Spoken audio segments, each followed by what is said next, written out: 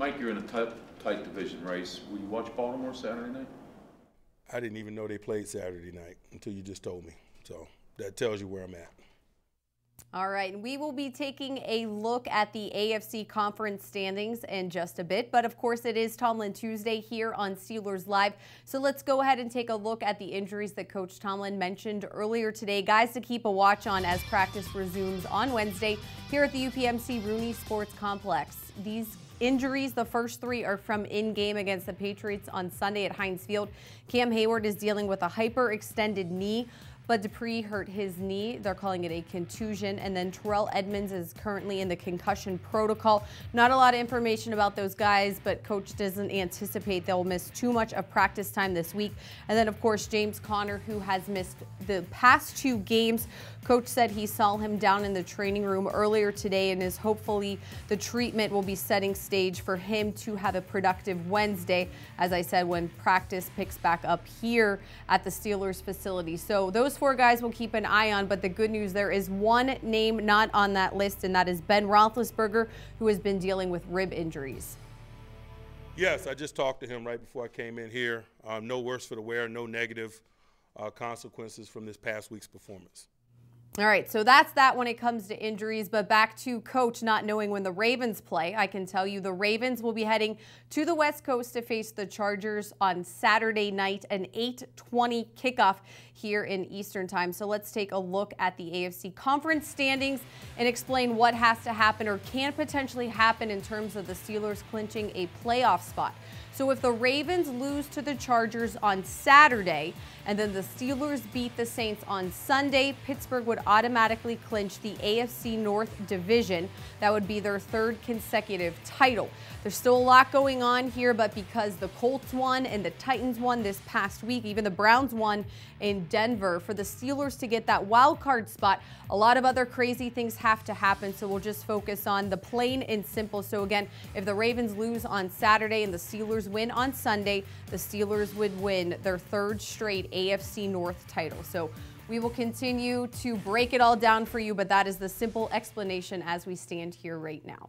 We want to mention something special happening today in the Pittsburgh community as part of the Steelers Social Justice Grant Program. Always happy when we get to mention those. There you see wide receiver Juju Smith-Schuster.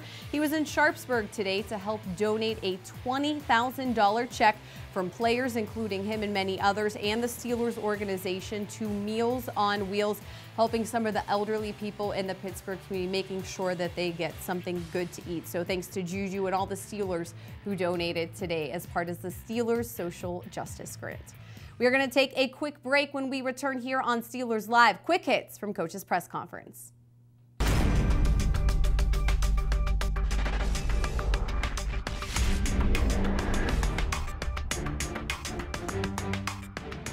The Steelers official mobile app brings your game day experience to a whole new level. The app features a new game center full of stats, drive charts, and video highlights. Following the game, watch live press conferences and video interviews. Download the Steelers official mobile app for free today. The league considers rule changes annually. We want to keep the game competitively fair, and we just want to make the game as safe as we can make it. Recently, we expanded the horse collar tackle rule to not only include inside the collar, but outside the collar. Guys were being injured, so we expanded that rule. You talk to the players about why the rule is being changed, but then you also talk to your coaches about how it might change our instruction. You know, the game is evolving, and it's evolving for the better.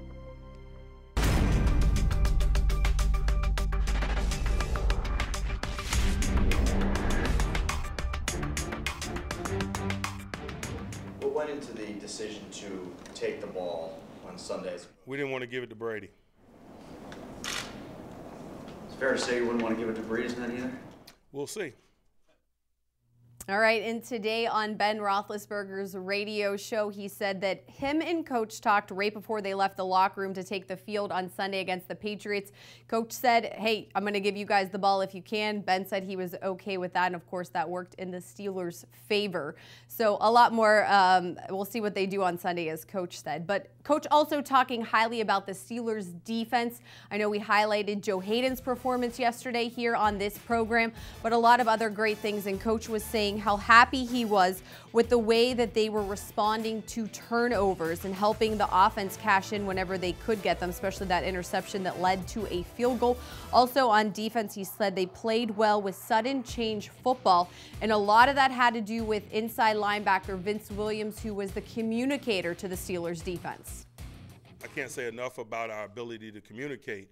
You know, oftentimes when you're at Heinz Field, you think about the issues that there are for your opponent from a communication standpoint, but you have those same issues defensively. And I can't say enough about Vince Williams and what he was able to do in terms of being a central communicator for us throughout the game. It allowed us to settle in and be able to match some of the pace things that they do and things that they do very well. I thought communication was an element of that performance. And for the Steelers' 5th-round pick, Jalen Samuels, the largest workload in terms of running the ball he has had in his career, even high school and college. 19 carries for 142 yards. Coach was asked today why he had confidence in the rookie getting a rough load. Who said I had confidence? You know, he was our back, and he was prepared, and so we went into the stadium. You know, there's often times when you walk into a stadium, particularly as a young guy, it is a first time for a lot of things. And I'm sure as he continues to step into stadiums with a significant role for us, he'll check some boxes and do some things that he hadn't done before.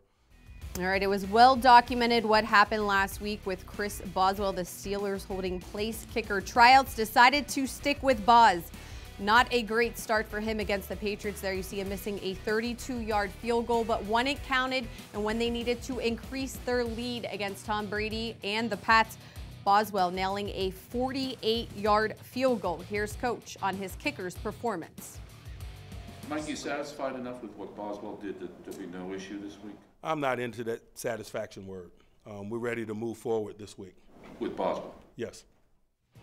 All right, in terms of Mike Tomlin and Ben Roethlisberger, they have 114 regular season wins together. The guys they're going up against this week in terms of the Saints, Sean Payton and Drew Brees, they have 116 regular season wins together. So what makes a successful quarterback-coach marriage? Mike, Drew Brees and Sean Payton have been together over a decade. You've been with Ben for over a decade. What's the key to a successful quarterback-coach marriage? Win games. That simple. There's nothing else. You're not together for over a decade if you don't. That's just how it goes. The coach and the quarterback get run out of town. All right, we have seen the maturation, as Coach calls it, of second-year wide receiver Juju Smith-Schuster. Had a modest games in terms of stats against the Patriots. New England really doing a nice job trying to take Antonio Brown and Juju out of the game. Smith-Schuster had 4 catches for 40 yards, but today Coach was just talking about his overall growth as a wide receiver in the NFL. Just the overall consistency in his performance has been better this year. But that's not a bold statement. We expect the overall consistency of all second-year players to follow that line. I could say the same thing about T.J. Watt, for instance. I could say the same about James Conner. Those guys that have been a part of our program, that particularly those that had an opportunity to contribute as young people and be the type of component of the unit that Juju was, is reasonable to expect them to use that as a springboard as they move forward into their second year, and he's done that. And all right, and tonight at 8 p.m. we will find out if some of those second-year guys like Juju, TJ, and James Conner, along with Steelers veterans, make the NFL Pro Bowl. We know that James Conner, and Antonio Brown were in the top 10 for fan voting. Tonight the NFL will list the entire list for both the AFC and NFC. That is going to do it for this edition of Steelers Live. Thanks so much for joining me. We'll see you back here tomorrow at 4 p.m.